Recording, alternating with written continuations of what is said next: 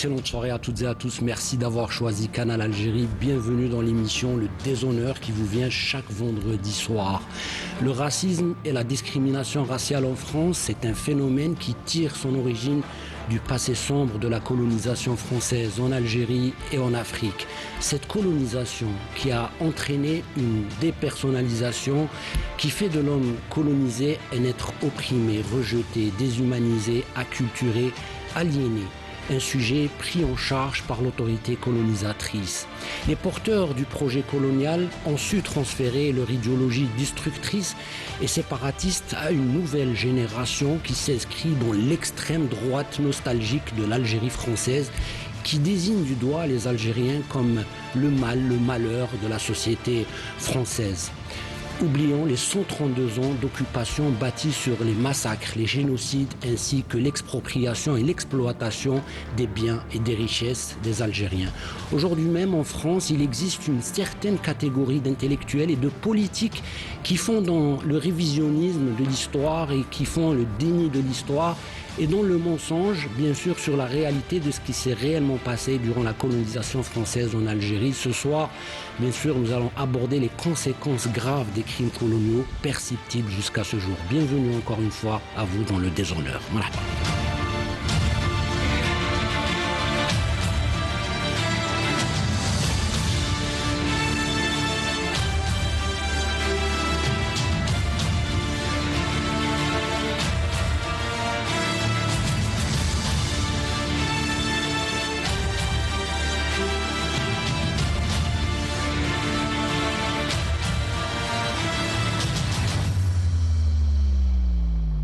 Et bien sûr, pour m'accompagner durant cette émission, j'ai le plaisir de retrouver Maître Fatem Zouhara Ben Brahim, avocate, chercheur en droit de l'histoire. Bienvenue à vous, ça fait plaisir de vous retrouver encore une fois sur le plateau du Déshonneur. Merci beaucoup. Merci.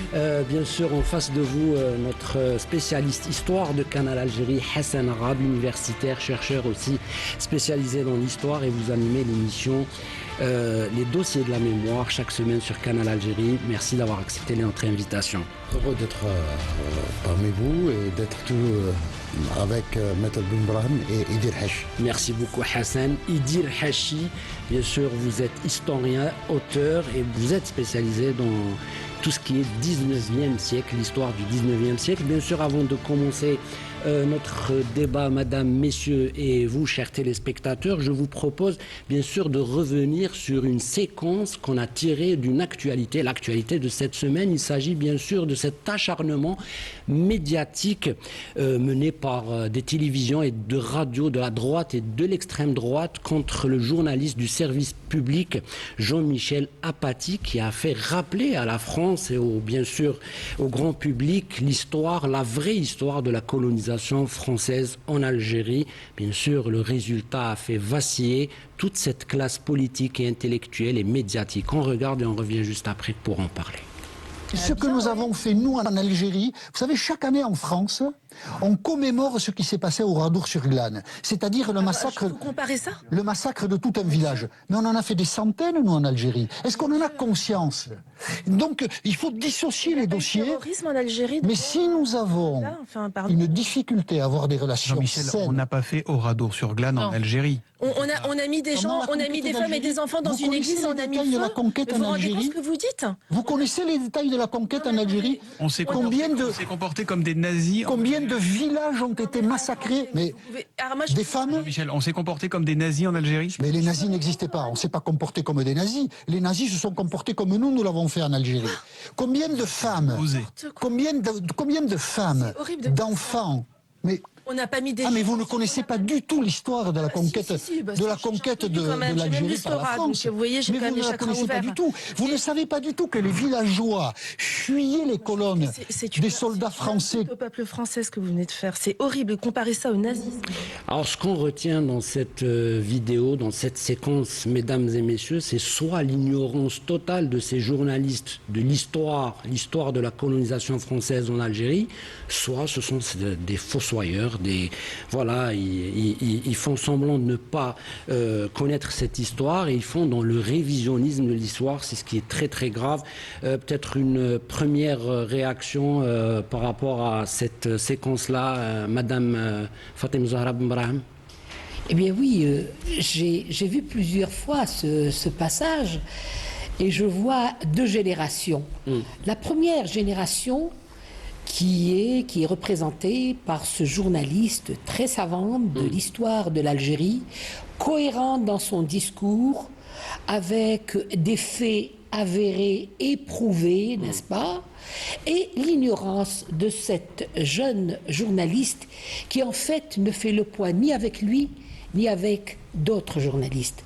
Ce que je retiens de ce passage, c'est non seulement l'ignorance, mais le négationnisme qui se développe chez cette jeunesse française, car la moindre des choses, avant de parler d'un fait historique, un fait matériellement existant et juridiquement prouvé, elle aurait dû d'abord s'instruire. Elle aurait dû prendre au moins la peine de lire 1, 2, 3 livres avant de se présenter sur un plateau spécialisé comme celui-là. Malheureusement, la France n'a jamais servi la vérité à son peuple. À ce jour, il y a des milliers de dossiers qui sont gardés dans le silence le plus absolu, le plus abject, parce que lorsqu'on a une société qui ne connaît pas son histoire, c'est une société qui ne sait pas se projeter dans l'avenir. Et c'est exactement cela. Cette période historique, 1830-1962, de nos jours, a produit des politicards et des ignares qui ne méritent même pas de lever le verbe ou de dire quoi que ce soit. Car l'ignorance, c'est la pire chose qui puisse arriver à un homme. Et quand on est journaliste de surcroît, c'est-à-dire spécialisé sur les faits, on doit d'abord savoir, comprendre avant de parler. Ce que nous sommes en train de voir aujourd'hui en France, moi, je regarde, j'observe, j'analyse et je note. Nous avons toute une frange de personnes qui se prennent pour des politiciens alors qu'ils ne sont pas plus que des politicardes. Elle est politicarde. Je parle de cette journaliste, je dis qu'elle est politicarde. Parce que le fait qu'a développé le journalisme, vous prenez n'importe quel livre d'histoire contemporaine française ou de la colonisation, il suffit d'ouvrir, de lire et de comprendre. Je ne sais pas qui elle veut défendre. L'indéfendable. L'histoire, c'est un fait qui est vécu, c'est un fait qui est relaté, c'est un fait qui est transcrit, c'est un fait sur lequel on peut y revenir dans le cas où ce fait constitue un crime contre l'humanité. Et des textes de droit internationaux sont là pour le rappeler et pour le punir. Donc moi je veux lui conseiller une chose à cette journaliste, c'est de se retirer très gentiment et de laisser la place à ceux qui connaissent. Hassan Arabe, je veux avoir votre analyse par rapport à cette séquence. Votre regard, bien sûr, sur ce qui a été dit sur le plateau de RTL, il faut le dire, c'est un média français très écouté. Et puis ce qui est étonnant, Hassan, c'est qu'il n'y a pas juste la journaliste, madame, parce qu'il y a aussi deux autres journalistes qui sont complètement étonnés. On dirait que c'est pour la première fois dans leur vie qui connaissent cette partie-là, cette grande page de l'histoire de la colonisation française en Algérie. Ils entendent simplement. Exactement. On va commenter ce qu'a dit Jean-Michel Apathy.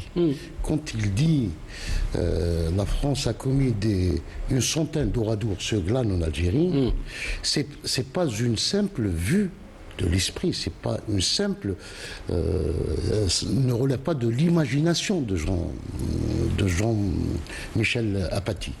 Le premier oradour sur glane commis en Algérie, c'est celui du mois de novembre 1830, où toute la communauté musulmane a été décimée à Blida. Le deuxième, c'est celui du printemps 1832, le massacre d'Aoufia, hommes, femmes, enfants et vieillards. Le troisième, parce qu'il dit, écoutez, nous, on n'a pas enfumé les gens dans une église. En Algérie, à l'époque, il y avait une mosquée, la mosquée Ketchawa, que Rovego a tenté à profaner, parce qu'il a essayé de faire des écuries. Et puis, face à la résistance des Algériens, on a enfermé 3000 Algériens qu'on a massacrés. Donc on a massacré des Algériens dans des lieux de culte. C'est le troisième. Et après, le quatrième, c'est les autres massacres qui seront commis, que ce soit par Pélissier, les grottes du Dahra. Donc on a enfumé on a justement entamé le processus d'asphyxie des Algériens qui a ouvert la voie plus tard aux nazis.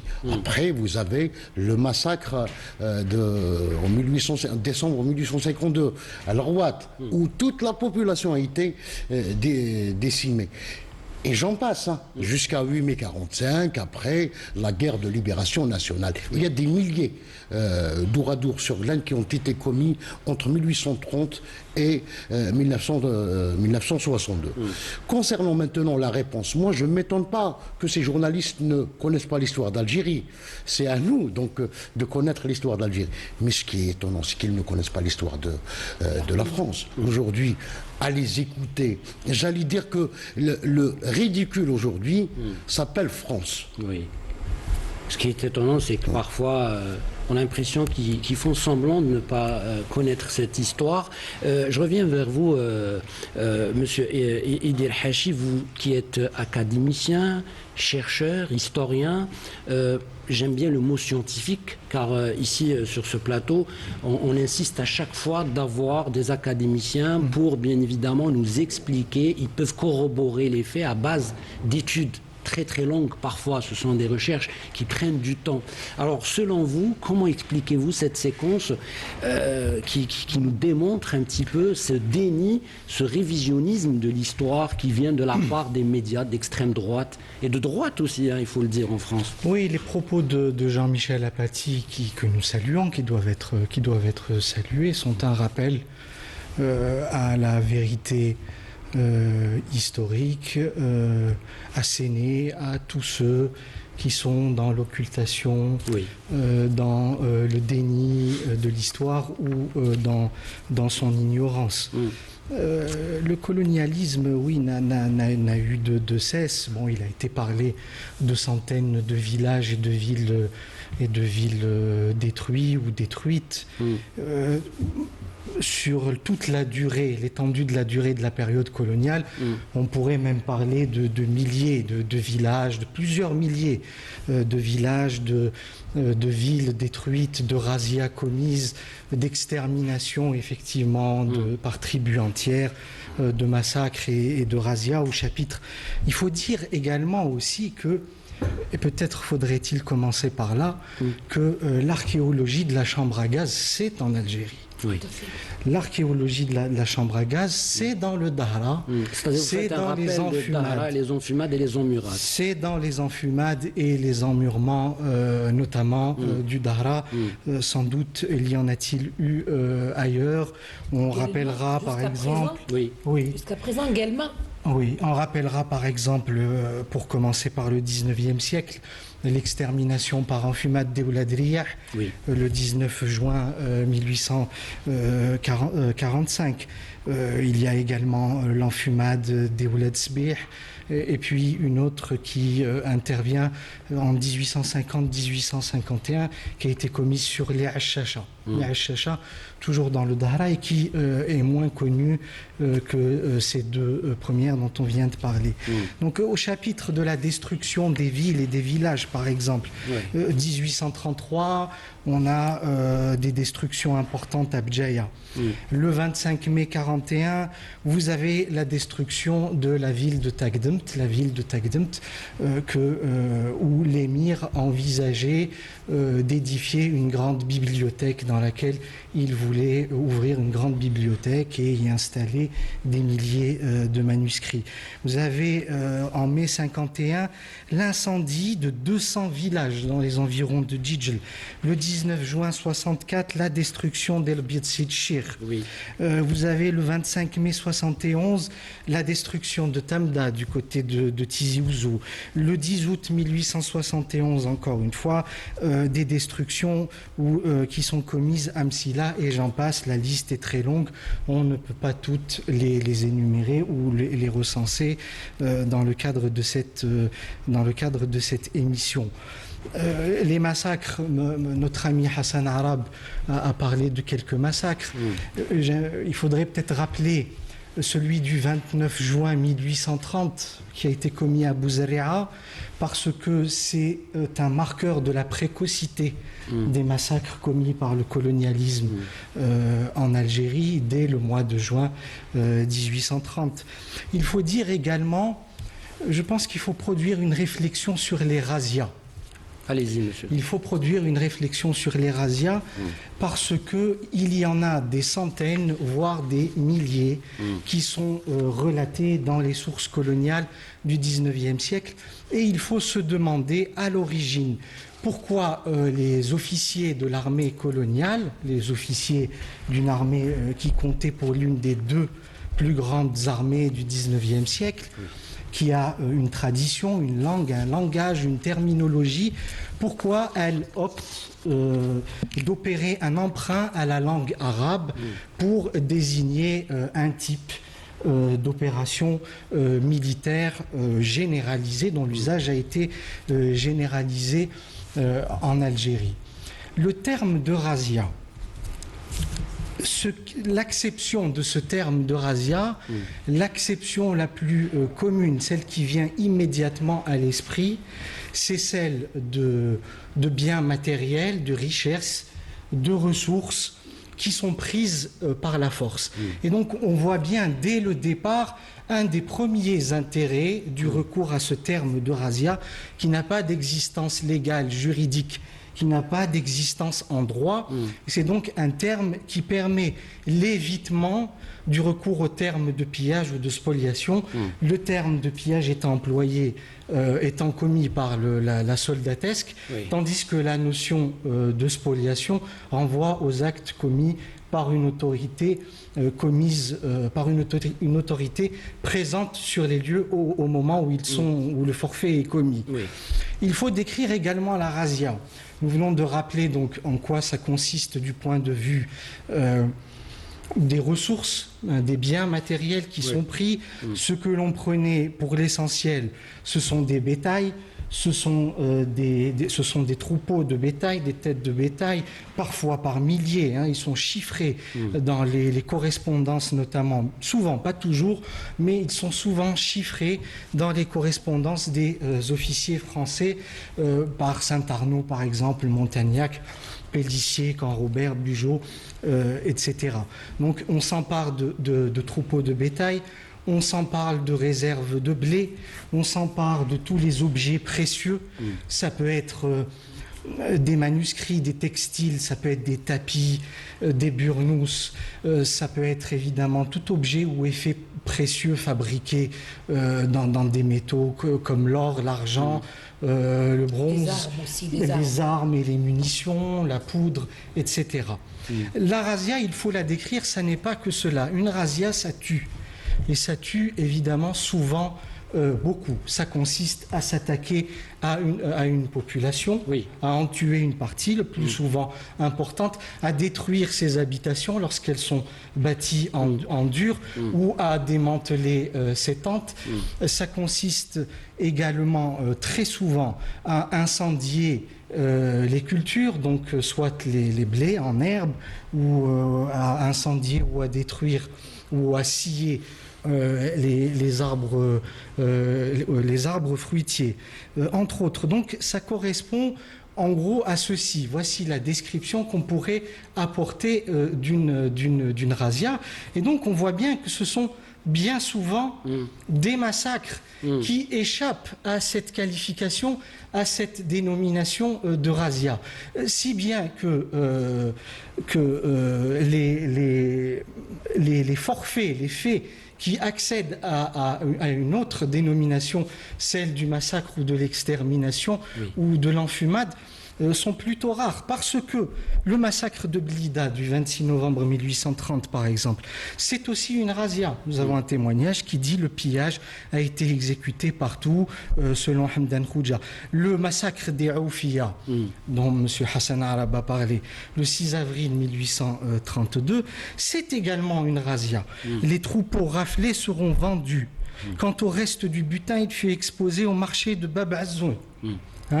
L'extermination d'Eoulad Riyah le 19 juin 1845, c'est également une razzia. La tribu d'Eoulad Riyah avait essayé d'éviter, d'échapper à une razzia. Elle avait appris qu'une colonne française se dirigeait vers elle, et donc elle s'est réfugiée dans une grotte. Et la preuve, après l'enfumade d'Eoulad Riyah, qu'est-ce que l'on trouve? L'on trouve des centaines, voire plus de 1000 cadavres avec leur bétail, des réserves de nourriture, des sacs de fèves et des quantités d'effets notamment. On peut dire la même chose du massacre de Constantine d'octobre 37, du massacre dans leur sommeil des habitants du village d'Ouarzdine en Kabylie en mai 1844, le massacre, l'extermination dans les Babors en avril 1864 de la tribu des Richia. C'est pareil, on signale qu'une razzia a également eu lieu, 500 bœufs, 4000 moutons, 9000 chèvres et 300 chevaux saisis. Une razzia, ça tue donc beaucoup pendant qu'elle a lieu. On peut dire que ça tue beaucoup avant qu'elle ait lieu, puisque avant qu'elle ait lieu, il y a une autre razzia, et pas très longtemps avant, et ça tue également après. Ça tue également après. Pourquoi? Parce que vous avez, lorsque par exemple une razzia est commise, une razzia hivernale dans les neiges, eh bien vous avez une partie des populations razziées qui échappent au massacre et qui meurent ensuite dans les neiges et dans le froid. Vous avez le 5 février 43, Saint-Arnaud qui raconte ce type de fait avec des membres de la tribu d'Ebni Nasser dans le Cherchélois qui meurent de froid. Vous avez également, parce que j'ai oublié de le signaler, une razzia, ça fait également beaucoup de prisonniers. On s'empare de beaucoup de prisonniers au moment de son exécution, et après ces prisonniers bien souvent sont acheminés, sont déplacés, sont transportés, et c'est ce qui arrive le 11 juin 1846. Vous avez le député et poète français Alphonse de Lamartine qui dénonce à l'Assemblée à Paris les suites d'une razzia commise dans les environs d'Alger. Et voilà ce qu'il dit: sur les 7000 âmes victimes d'une razzia, sur les 7000 âmes, femmes, enfants, vieillards et soldats arabes, savez-vous combien sont parvenus jusqu'à la Maison Carrée? 3000, le reste était mort de misère en route. On parle de 4000 personnes martyrs de ces attaques, de ces razzias. Absolument.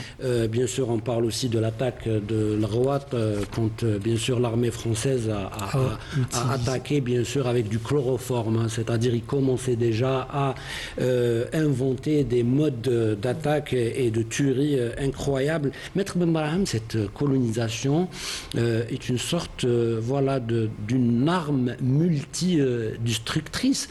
Tout à l'heure, bien sûr, Idir parlait non seulement des victimes humaines, mais il parle aussi de déracinement, bien sûr, de décomposition de l'identité algérienne. C'est ça, en fait, j'allais dire, l'ADN de cette colonisation. D'abord, il faut dire que la colonisation, c'est un chapelet de crimes contre l'humain, contre la nature humaine, contre la nature et contre les animaux et contre les biens. Donc ils n'ont épargné personne. Vous venez de dire un mot qui me tient vraiment à cœur. l'identité. Oui. Eh bien, la première des choses qu'a essayé de faire la France en Algérie, et heureusement qu'elle n'y a pas réussi, parce que 132 ans après, notre identité est entière et la même, et nous y tenons terriblement, eh bien, ça a été une agression contre justement l'identité de l'Algérois, parce que c'est par là qu'ils ont commencé. Et le premier crime contre l'identité, c'est de détruire toutes les belles mosquées qui existaient, qui étaient magnifiques, ainsi que les grands palais qui existaient en Algérie et qui étaient le signe de cette Algérie tellement forte et tellement puissante, tellement...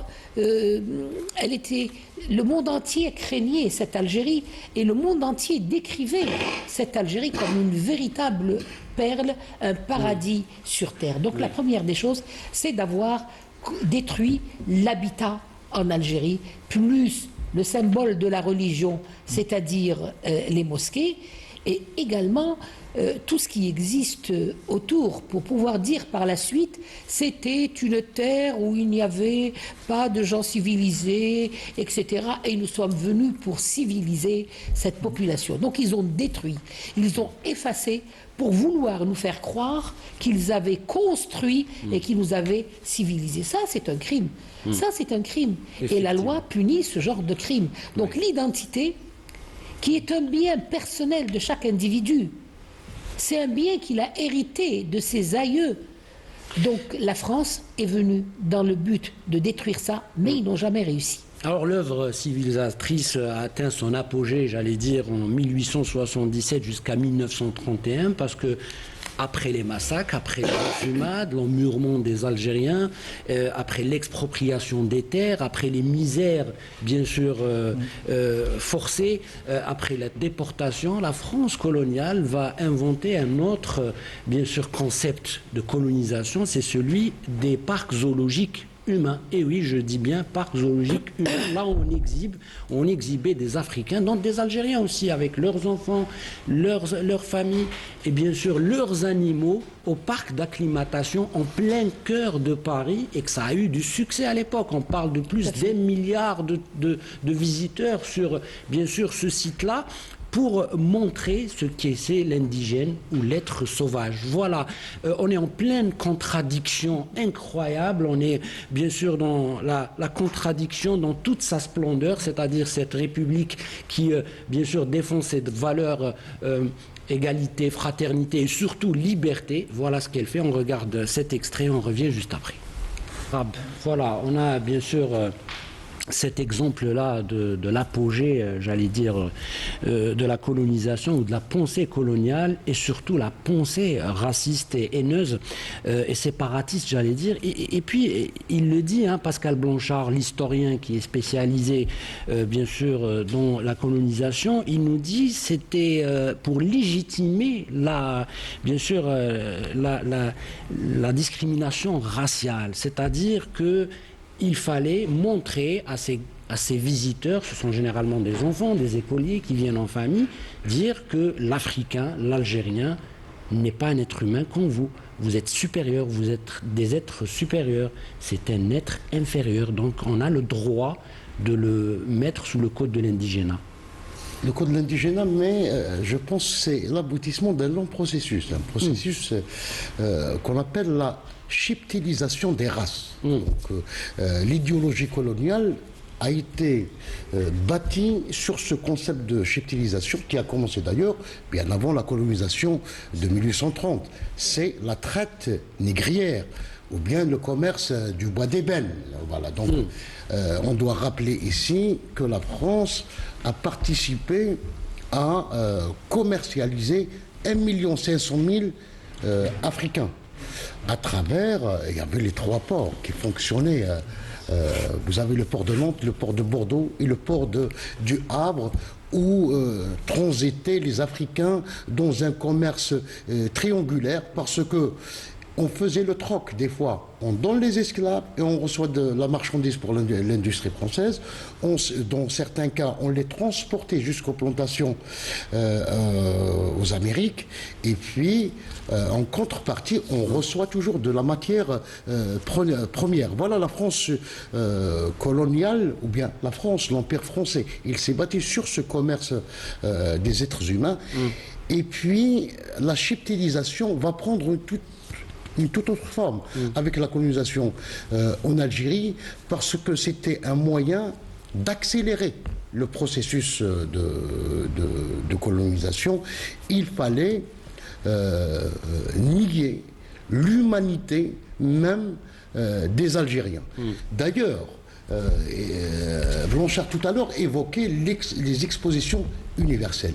L'une des pires expositions coloniales, c'est celle de 1830. D'ailleurs, 1931, je veux dire. 1931, organisée par le sinistre Lyautey, qui a théorisé un petit peu la colonisation, créateur d'un royaume, Djarsou.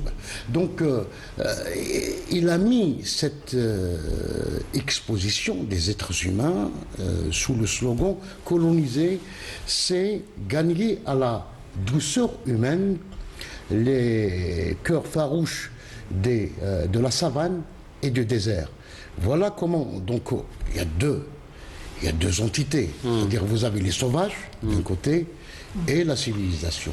Donc, c'est cette, justement, dichotomie qui va fonder même, qui va donner naissance et qui va légitimer toute la violence de la colonisation qui est, faut-il le rappeler, qui est envisagée sous forme de violence, donc d'extermination et de ruse. Je voudrais ajouter quelque chose concernant ce point très très important. Au musée de l'Homme, énormément de corps d'Africains sont exposés dans le but d'une soi-disant étude anthropologique, ce qui n'est pas vrai. Ce qui n'est pas vrai. Mais alors il y a la princesse Hottentote, ou alors la princesse verte, qui était très célèbre. En fait, elle venait d'Afrique du Sud et elle a été exposée pour ses formes un petit peu qui sortent de l'ordinaire. Cette princesse verte a été remise à Mandela lorsque Mandela a fait son voyage en France. Et donc, vous voyez que le musée de l'Homme, à ce jour, continue à maintenir tous ces squelettes, alors qu'il existe des lois. Une loi scientifique qui parle de la nature humaine, qu'on ne doit pas emprisonner, qu'on ne doit pas exposer, sauf s'il y a l'accord de la famille de ce corps. Eh bien, jusqu'à présent, il y a des gens qui sont toujours maintenus alors qu'il y a d'abord cette loi, mais il y a encore une autre loi de l'UNESCO qui interdit de garder les corps humains et qui oblige l'État qui les a déplacés à les restituer à leur famille ou à leur État, mais avec une seule condition: leur donner la sépulture qui se doit dans leur religion et leur société. C'est la seule condition. C'est-à-dire, il faut les enterrer. Eh bien, jusqu'à présent, vous constaterez que nous avons encore un grand nombre de crânes dans ce musée et que nous n'avons pas réussi encore à récupérer, malgré les décisions de justice concernant les crânes des Maoris, n'est-ce pas, le Conseil d'État, etc., on en reviendra un jour, et malgré les textes internationaux qui obligent ce pays à remettre ces squelettes à leurs propriétaires ou à leurs parents. Et puis dernièrement, l'Union africaine a bien sûr soulevé ce problème-là pour bien sûr faire avancer la justice. Bien sûr, les Africains demandent réparation par rapport à toutes ces conséquences de la colonisation, notamment sur le plan justement du musée de l'Homme, où sont encore bien sûr conservés beaucoup de personnes, des milliers de corps. Et puis sur l'esclavage, parce qu'il y a eu un processus d'esclavage aussi, il faut le dire, en Algérie. c'est une séquence très très importante. On va le résumer bien sûr dans ce sujet qu'on vous propose, et après bien sûr on va en parler avec vous bien sûr, monsieur Idil Hachi et Hassan Arab. On regarde.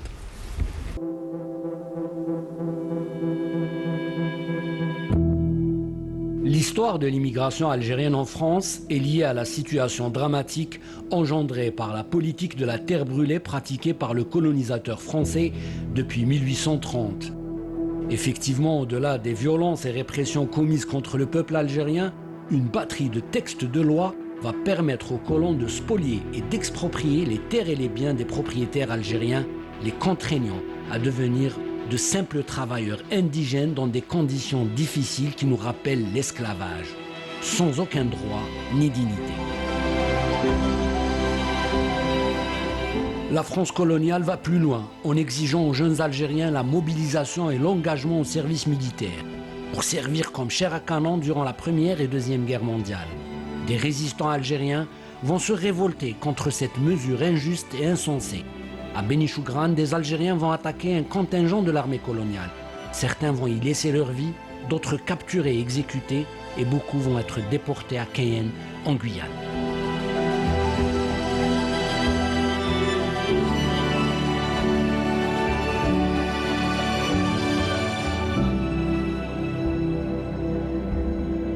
Entre les deux guerres, la situation sociale des Algériens s'aggrave. Famine, maladie et misère. Des pères de famille sont forcés à l'exil pour pouvoir nourrir leurs enfants. En métropole, ils vont découvrir le travail à la chaîne, les métiers pénibles, les travaux forcés et l'exploitation illégale de l'ouvrier algérien. Mais également l'horreur des bidonvilles, l'insalubrité, la promiscuité et les conditions de vie précaires.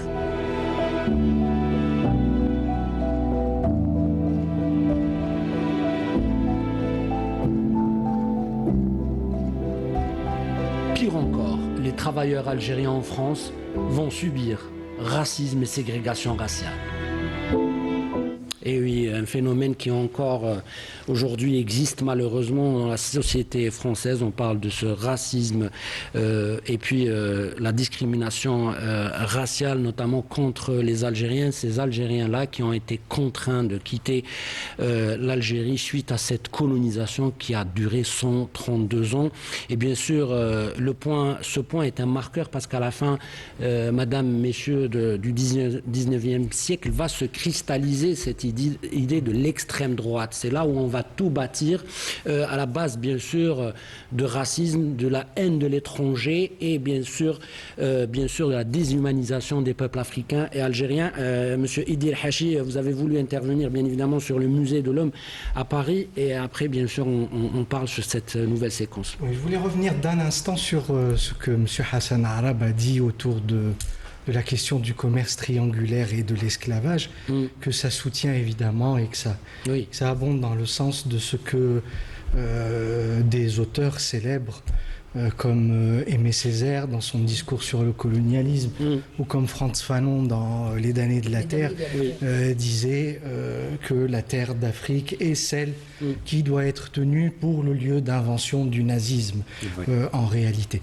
Je voulais dire également quelques mots sur les zoos humains en rappelant que 6 des 8 Guyanais qui avaient été exhibés en 1892 lors de l'une de ces exhibitions, donc des zoos humains, 6 des 8 ossements sont transférés au Muséum d'histoire naturelle à Paris, ce qui n'est pas sans rappeler donc les crânes et les restes mortuaires, les ossements de nos résistants algériens du 19e siècle qui ont été également transférés au Muséum d'histoire naturelle et dont nous avons réussi à obtenir pour 24 d'entre eux la remise à l'Algérie et leur inhumation au cimetière de l'Alia a eu lieu le 5 juillet 2020. Ces ossements, comme ceux des exhibés des zoos humains, atterrissent au musée de l'homme pour des soi-disant donc ce qu'on a appelé des études qui sont également racialistes, donc d'anthropologie physique et d'anthropométrie. Et enfin, en matière de déshumanisation, ces zoos humains sont également à mettre en lien avec ce qui est advenu de nombreux cimetières algériens au début notamment de la colonisation. Dans un ouvrage paru en 1846, vous avez un auteur, un historien qui s'appelle Christian Pitois, qui relate l'emploi de pierres tombales et d'ossements humains dans des chantiers de travaux publics. Également le 2 mars 1833, un journal local, le Sémaphore de Marseille, qui rappelle l'emploi d'ossements algériens dans l'industrie du raffinage du sucre. Voilà ce que je souhaitais dire sur ces zoos humains. Quant à la colonisation de peuplement, évidemment, c'est un pilier, un élément central de ce qui permet en complément de la politique de la terre brûlée, des razzias, de la guerre d'extermination, de parler également d'une politique de grand remplacement. Et la colonisation de peuplement en a été effectivement un pilier dans le sens où dès le début on s'est emparé et plus on avançait, plus c'était important, on s'emparait des meilleures terres. On a commencé par s'emparer des terres autour des villes, dans les périphéries des villes. Ensuite, on s'est lancé à l'assaut des terres, des plaines, des vallées, des hautes plaines et des bassins intérieurs. Et évidemment, cette politique de main basse sur le foncier a un nom. Vous avez les cas d'expropriation arbitraire dès le début, en 1830, avec Clausel, par exemple, qui saisit les biens du beylik, des habous, des mosquées et des corporations de métiers, dès septembre, avec des arrêtés en septembre et décembre 1830. Vous avez l'exploitation du postulat évidemment faux, tiens à préciser évidemment faux, du postulat ou de la présomption de terra nullius, c'est-à-dire de terre vacante. C'est ce que disait tout à l'heure Maître Fatem Zahraoui. C'est ça, où on contraignait les propriétaires algériens à présenter dans des délais extrêmement courts des titres de propriété, sans quoi ces terres leur étaient évidemment confisquées. Vous avez des cas... Il faut préciser que toutes ces terres avaient des actes de propriété selon la loi musulmane. Donc ils ont commencé par faire une négation de tout ce qui est écrit en langue arabe et qui répondait au droit coranique et ont exigé que ces terres puissent avoir des actes en langue française faite par des notaires français qui n'avaient rien à voir avec le droit musulman. Bien sûr, avec l'arrivée du Senatus Consulte qui vient justement renforcer cette loi qui va exproprier les Algériens et bien sûr pouvoir les chasser de leurs terres avec bien sûr le coup d'une loi faite par le colonisateur. Edil, vous voulez continuer peut-être rapidement? Juste rajouter rapidement vraiment quelques éléments sur quelle base, sur quels éléments on s'est appuyé pour procéder à cet immense mouvement d'expropriation et de main basse sur la terre algérienne. Et de déracinement. Pour en arriver à un déracinement de la population. Vous avez des expropriations pour cause d'utilité publique, avec un arrêté de réglementation qui les fixe dès octobre 1933. Vous avez également, c'est un cas surprenant, des cas de cadeaux et d'étrennes politiques, avec par exemple en 1835, un arrêté du ministre de la Guerre qui accorde à un prince polonais réfugié en France un lot de 3000 hectares dans la Mitidja. Vous avez ensuite... dès 1844, la parution, c'est un moment important, la parution du livre de Louis-Napoléon Bonaparte de l'extinction du paupérisme en France, où il est recommandé évidemment de s'appuyer sur le développement de la colonisation de peuplement et la distribution de terres au colonna en Algérie pour éradiquer le chômage et la pauvreté en France. Vous avez évidemment le séquestre collectif, c'est très important, dès 1845 qui institue le régime du séquestre collectif des tribus pour réprimer la résistance algérienne. Vous avez des cas qui érigent les concessions foncières, donc qui étaient attribuées aux colons pour 1 franc symbolique en 1851 en propriété privée. Vous avez ensuite la main basse sur les forêts et les eaux en 1851. Évidemment, un élément important, très important, essentiel, le cantonnement des tribus. Les tribus étaient cantonnées. Vous avez une carte qui est très parlante du cantonnement de la tribu des Harouches, qui est datée de 1840-1842, qui montre vraiment comment on a cantonné les tribus algériennes sur le mode de la réserve indienne. D'ailleurs, ce terme de réserve apparaît sur cette carte. Territoire réserve aux indigènes. Oui. Vous avez ensuite, donc vous en avez parlé, le Senatus Consulte de 1863 qui se traduit par de nouveaux prélèvements fonciers, la colonisation capitaliste et puis un séquestre massif. Peut-être, probablement, sans doute le plus important de tous, consécutif à la répression de la séquence de résistance de 1871, plus de 2,5 millions d'hectares séquestrés. Et toutes ces politiques ont concouru à la généralisation de la pauvreté, une paupérisation généralisée. Les Algériens étaient contraints d'exercer comme ouvriers agricoles, comme journaliers, pour un franc par jour, très souvent sur leur propre terre qu'on leur a enlevé. Et c'est ce qui explique, à la fin du 19e siècle, un exode rural massif et les débuts de l'immigration en France. Merci beaucoup, M. Eder Hachi, pour ces explications et ces éclairages. Maître Fatem Zahra Boumbrahim, on en a parlé souvent dans cette émission sur les conséquences de cette colonisation. Aujourd'hui même, c'est très très important, notre communauté algérienne qui vit là-bas, ces Algériens qui ont été contraints de partir à un moment donné, suite à ce qu'on vient de voir, que ce soit dans notre sujet qu'on vient de proposer, et puis ce que dit Eder Hachi, aujourd'hui, ils sont montrés du doigt. C'est cet Algérien qu'il faut chasser de la France. C'est cet Algérien qui fait mal à la France. C'est cet Algérien qui est stigmatisé matin, midi et soir. Une campagne incroyable médiatique est en train de se faire en France, bien sûr avec ces télés qu'on connaît, des télés qui sont bien sûr au service de cette droite extrême, font une attaque frénésique contre les Algériens. Je voudrais revenir sur un seul petit point. Savez-vous que la loi sur la traite des humains a été maintenue jusqu'au XXe siècle et jusqu'à il n'y a pas très longtemps, lorsque Mme Christiane Taubira, ministre de la Justice française, a introduit une loi pour l'abolition de l'esclavage. Alors vous voyez le retard intellectuel, le retard historique, le retard culturel qu'a eu cette France coloniale qui a continué par une certaine frange de sa population qui aujourd'hui constitue l'extrême droite qui ne connaît pas l'Algérie.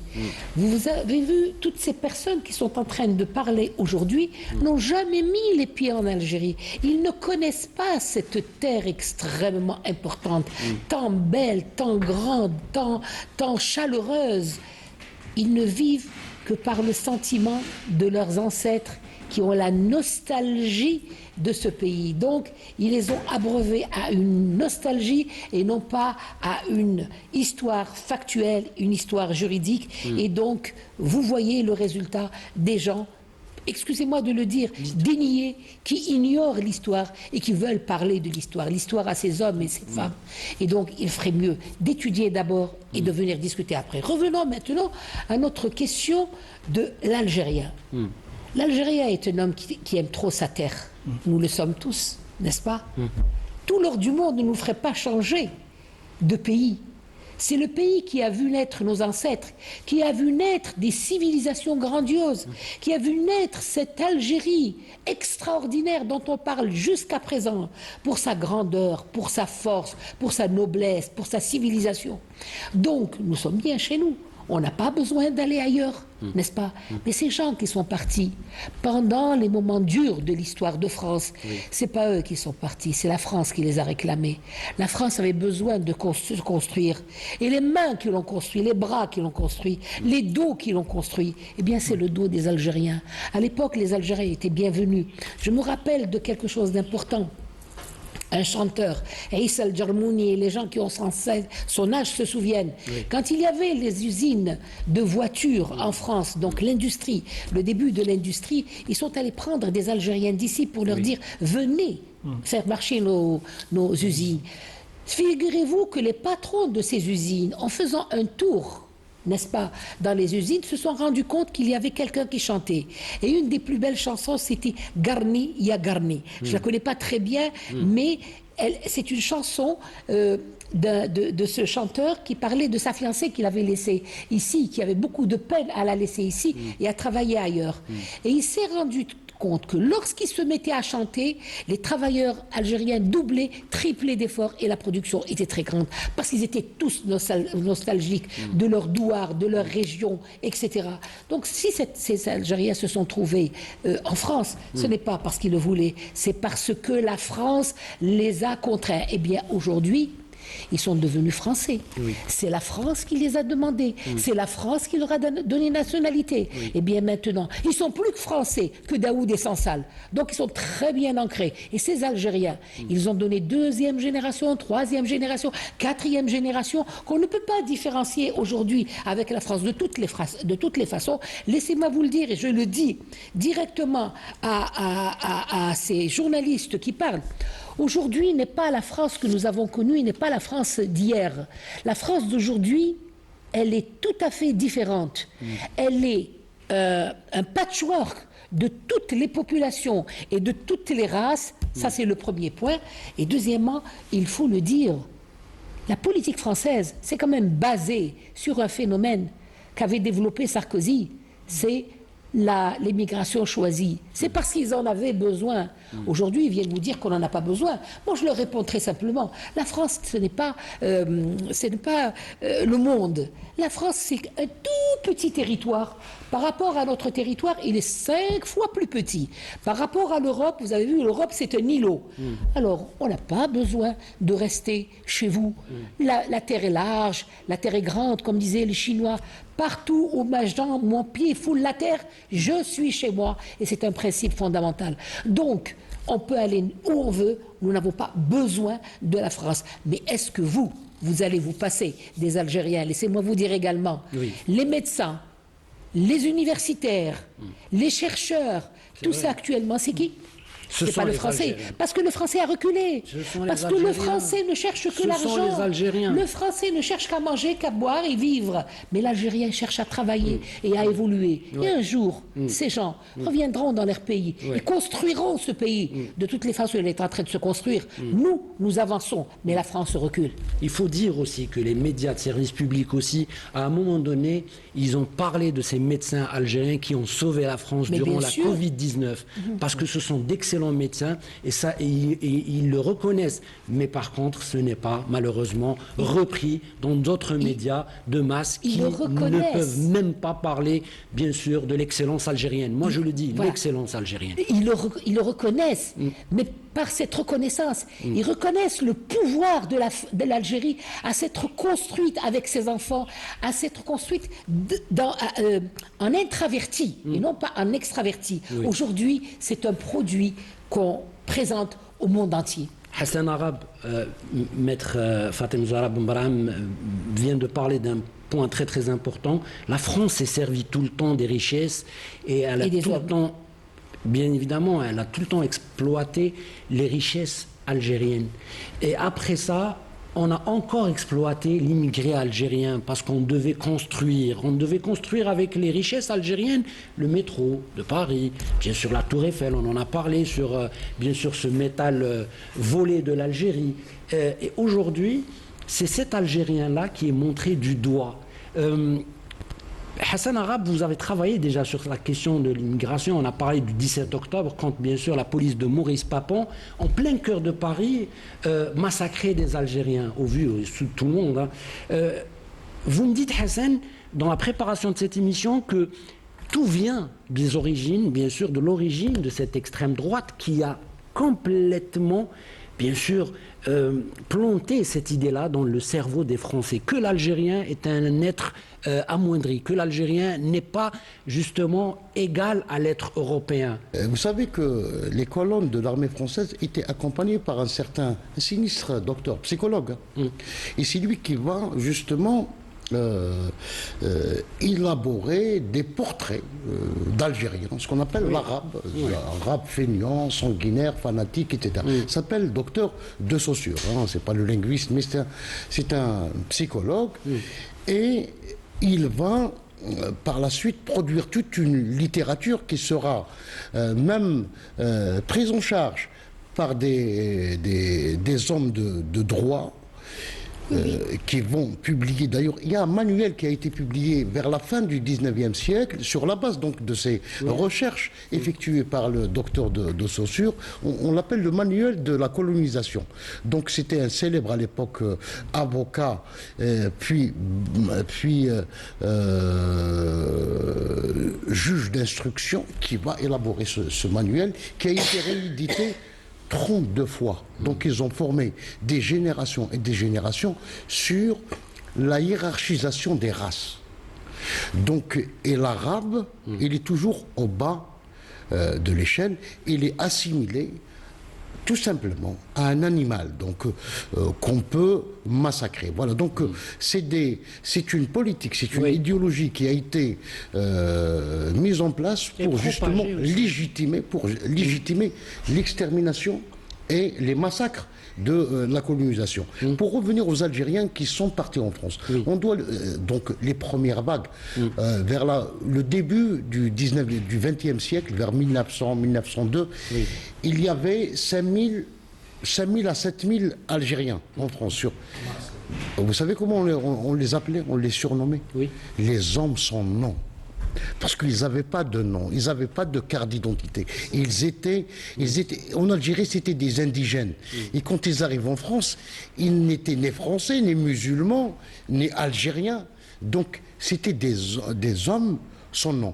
Ce seront donc ces gens-là qui seront par la suite mobilisés comme chair à canon pour défendre la France menacée. Lors de la Première et la Deuxième Guerre mondiale. Lors de la Première et la Deuxième Guerre mondiale. Et les rescapés, ceux qui n'ont pas été massacrés dans les tranchées, donc à Verdun et dans d'autres tranchées, ils seront donc mobilisés pour reconstruire la France.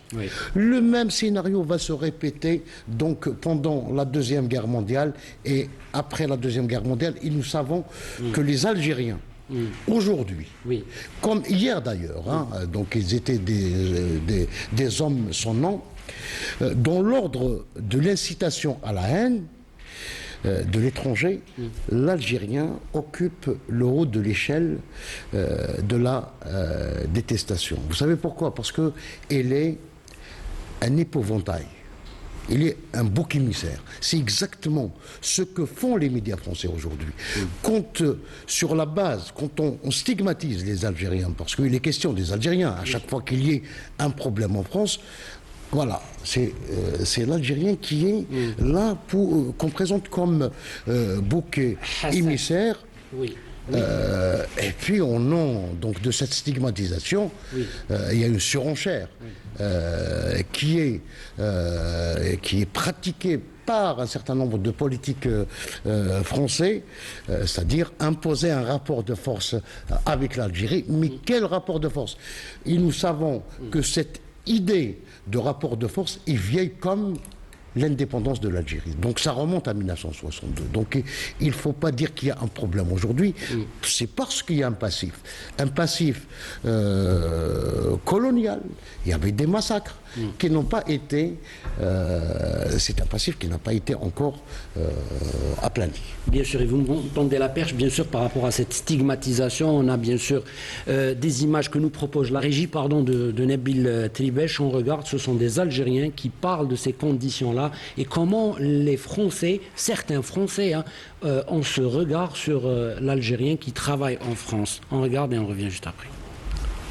Pour nous, la vie, en tant que Nord-Africains, Pour l'instant, les choses commencent à se détériorer. On n'est plus vu de la même façon qu'avant, jadis, je dis. Un Français vous cause, il vous dit, mais monsieur, vous êtes là, vous avez du travail, nous sommes les Français, nous sommes en chômage, vous nous piquez notre boulot, vous avez voulu votre indépendance, foutez le camp chez vous, qu'est-ce que vous faites ici? Maintenant, vous savez, des trucs comme ça, on les entend assez souvent. Et puis ça fait mal, vous savez, surtout les gens qui ont vécu ici. Moi, personnellement, ça fait 8 ans que je suis en France, et que je vous jure qu'au départ, quand je suis venu, c'était pas pareil. La presse quotidienne ne parle que du mal de nous, toujours, c'est ça.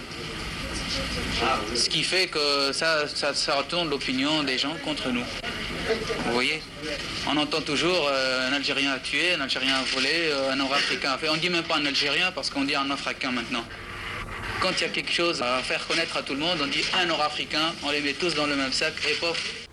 Et oui, on est de retour sur le plateau de votre émission Le Déshonneur. Madame Fatem Zahra, maître Fatem Zahra Benbrahim, on vient de voir bien sûr les déclarations, ce sont des exemples.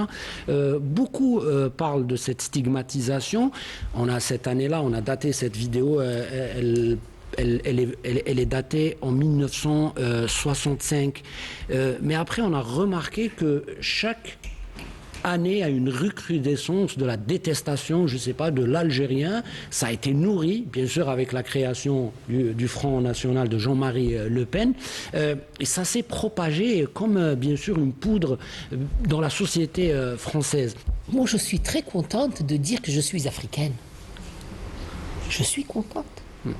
Je suis nord-africaine, mais j'appartiens à ce continent qui a nourri la France pendant des générations et des générations, et qui aujourd'hui se réveille, n'est-ce pas, dans un élan politique extraordinaire pour dire à la France, l'Afrique est là, et tout s'arrête pour toi. Mais c'est ça, en réalité, qui fait mal à ces ex-colonisateurs ou leurs ayants droit. Disons que c'est leurs ayants droit, parce que les colonisateurs, il n'en reste pas beaucoup, mais disons que leurs enfants sont là. C'est une riposte intellectuelle. C'est une douleur à laquelle ils ne peuvent pas survivre, parce qu'ils ne peuvent pas survivre sans l'Afrique. Et le monde entier, aujourd'hui, s'en est rendu compte. Donc le fait de se venger sur la frange africaine n'amènera rien à la France. L'histoire, c'est quelque chose qui avance et qui ne recule pas. Ils sont obligés, dans une année, dans 10 ans, de revenir à de meilleurs sentiments et de revenir à une fraternisation avec nos peuples. Ils sont obligés, s'ils veulent survivre, de vivre en bonne entente avec les Africains. Donc ces gens, c'est nos Algériens, nos Africains, tous réunis qui sont en France. C'est peut-être ça, le levier de la France de demain.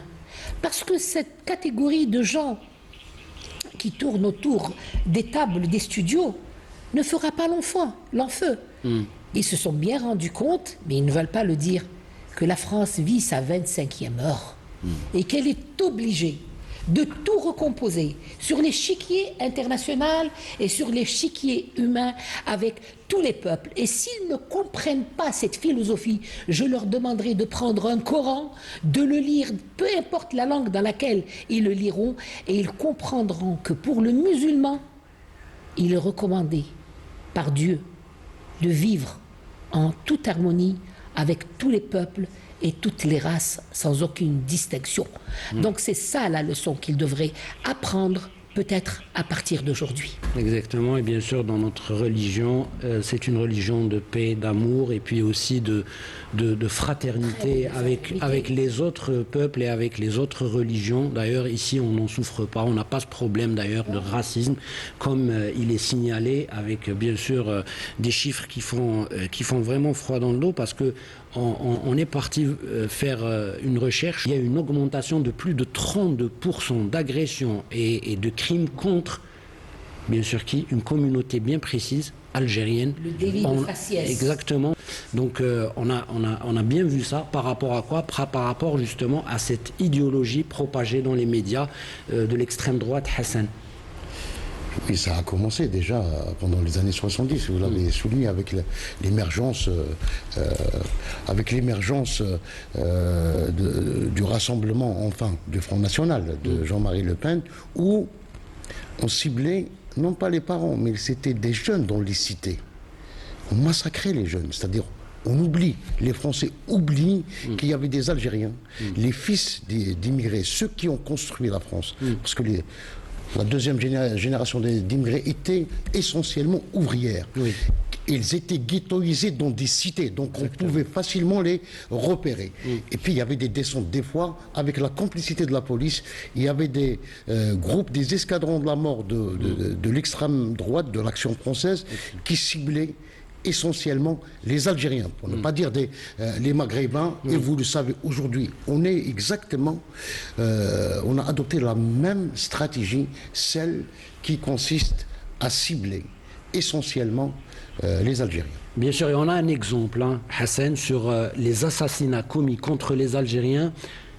On en dénombre 30 en une seule année. 30 crimes contre des Algériens bienveillants, des Algériens qui sont complètement inoffensifs. Certains ont été tués dans un train alors qu'ils dormaient pendant le voyage. Ils avaient le seul, peut-être, crime qu'ils ont commis, ces Algériens, c'est d'être Algériens, comme disait Madame Brahim, Africains, porteurs de cette grande histoire, celle de la révolution algérienne. Ça crée bien sûr des complexes, ça crée bien sûr ces envies de vengeance. On regarde et on revient. L'histoire de l'humanité est basée en Afrique. Maintenant, la science le démontre, l'anthropologie le démontre. Bien sûr, on va observer tous les trois, bien sûr, et on invite nos amis téléspectateurs à regarder cette séquence que nous propose Larry. Lettre, voilà, adressée aux Algériens. On en a marre de ces... voilà, je m'excuse auprès des téléspectateurs d'utiliser des mots et des terminologies racistes, ces bicos, ces Algériens qui rentrent chez eux, qui viennent plus ici. Vous savez, cette politique, malheureusement, elle continue à exister. Vous avez vu, par exemple, le fameux Zemmour, entre guillemets, il continue à avoir un langage exactement comme celui que nous venons d'écouter. Mais moi, laissez-moi vous dire un seul mot concernant ce personnage qui est un acteur donc de la fomentation politique actuelle. Moi, je ne veux même pas parler de lui. Parce que lorsqu'on est un olivier sans racines, Zemmour veut dire olivier en arabe, quand on est un olivier sans racines, on ne se mesure pas à un chêne algérien qui a toutes ses racines dans le sol. Hassan. Je pense qu'il y a aujourd'hui justement une volonté, pas de renvoyer les Algériens en Algérie, mais de provoquer un discours qui appelle à la haine, mais aussi à l'incitation plutôt à la haine, parce que il y a de plus en plus de Français qui veulent justement faire la peau. C'est un jeu dangereux. C'est un jeu très dangereux. Et quand on parle qu'il y a de l'escalade du côté algérien, je pense qu'on se trompe. Chaque jour, aujourd'hui, chaque jour, on fait donc des émissions pour s'attaquer aux Algériens et à l'Algérie d'une manière générale, et à un jeu très dangereux parce qu'on veut également séparer. On joue sur la séparation, séparer pour mieux régner. Diviser plutôt le peuple algérien pour mieux régner. Donc il y a je pense, il y a une démarche dangereuse qui est entretenue par les hautes sphères du pouvoir français aujourd'hui. Exactement. Donc, Idir, oui, allez-y. Oui, toujours pour réagir aux propos qu'on a pu voir et entendre à l'instant, il faut rappeler sous la période coloniale un point sur lequel au sujet duquel on a pu s'exprimer, mais peut-être faudrait-il insister sur la main basse qui a été opérée sur les ressources du pays au XIXe siècle, sur l'appropriation l'appropriation des terres, à commencer par les meilleures terres au 19e ou au 20e siècle, et qui, en association avec, notamment avec les razzias dont nous avons également produit, dont nous avons également parlé, est responsable de famine très très importante, et on ne peut pas ne pas parler de la famine qui a eu lieu entre 1866 et 1869, avec un paroxysme en 1868, et qui a été responsable de 500 000 à 1 million de morts. La dernière étude qu'elle a faite, c'est 2 millions de morts. 2 millions de morts pendant les 2 années. Dans le désastre démographique, il parle de 500 000 à 1 million de morts, et il situe plutôt autour de 800-820 000 morts le bilan de ces familles. Alors, avant de terminer cette émission, on va faire un tour de table avec vous, bien sûr, Maître Fatima Zahra Ben Brahim, sur bien sûr cette thématique-là, et sur la suite justement, ou sur l'importance, j'allais dire, de la transmission de l'histoire, de la réalité de ce qui s'est passé, pour faire face à ces révisionnistes, à ces usurpateurs de l'histoire, à ces gens qui sont dans le déni de ce qui s'est passé en Algérie. Oui, alors moi je suis très très très mauvaise en mathématiques, mais je crois que cette fois-ci je suis comptée. Alors je dis à tous nos Algériens qui résident en France, et tous les Français qui pensent à les expulser, je leur dirais que la France est restée 132 ans en Algérie. Si on veut faire un calcul de bonne réciprocité, eh bien il nous reste encore 63 ans à rester en France, et après nous ferons nos comptes. Hassan Arabe. Je termine, donc j'en fais un slogan. Il a dit une phrase, c'est l'Algérie avance, la France recule. Donc, pour reprendre l'expression de Maître Ben Brahim. Oui. Idil Hachi, peut-être un dernier mot avant de... Oui, je reviendrai peut-être toujours pour rester dans les chiffres, pour dire effectivement que cette question de chiffres, M. Hassan Arabe a rappelé le dernier livre de Djilali Sari, estimant finalement le bilan des famines de 66-69 à 2 millions de morts, que nous avons effectivement beaucoup de difficultés à donner des bilans précis des pertes humaines, parce que les sources du 19e siècle et du 20e siècle aussi, qui sont des sources de la domination coloniale, ne permettent que très très rarement d'accéder à des données chiffrées et précises.